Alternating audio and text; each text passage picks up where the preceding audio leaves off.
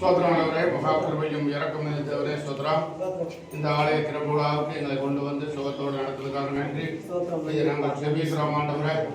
அன்னார் ஜெபித்த இடத்துல ஆண் குழந்தை கொடுத்து அந்த அம்மாவை ஆசீர்வதித்தது போல இந்த இடத்துக்கு வந்து யாரெல்லாம் ஜெபிக்கிறார்களோ அவர்களுக்கு ஒரு ஆசீர்வாதத்தையும் சந்தோஷத்தையும் சமாதானம் தர வேண்டுமா ஜெபிக்கிறோம் ஆண்டவரே. இதை நடத்துகிற பேசுகிற எல்லாத்தையும் முன்னிட்டு தலைமைதாய் நடத்த வேண்டுமா ஜெபிக்கிறோம்.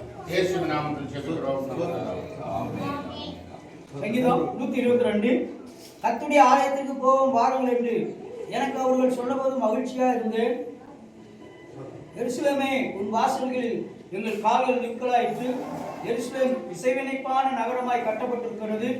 அங்கே இஸ்ரவேலுக்கு சாட்சியாக கர்த்தருடைய ஜனங்களாகிய கோத்திரங்கள் கர்த்தரின் நாமத்தை சோதரிப்பதற்கு போகும். அங்கே தாவீதின் வம்சத்தாருடைய சிங்காசனங்களாய் நியாயஸ்தானங்கள் வைக்கப்பட்டிருக்கிறது. எருசலேமின் சமாதானத்துக்காக வேண்டிக் கொள்ளுங்கள். உன்னை நேசிக்கிறவர்கள் சுகித்திருப்பார்களாக. உன் அலங்கத்துக்குள்ளே சமாதானமும் உன் அரண்மனைக்குள்ளே சுகமும் இருப்பதாக. என் சகோதரன் மித்தமும் என் சிநேகித நிமித்தமும் உன்னில் சமாதானம் இருப்பதாக என்பேன். எங்கள் தேவனாய கர்த்தரின் ஆலயத்தின் நிமித்தம் உனக்கு நன்மை உண்டாக தேடுவேன். ஆமென்.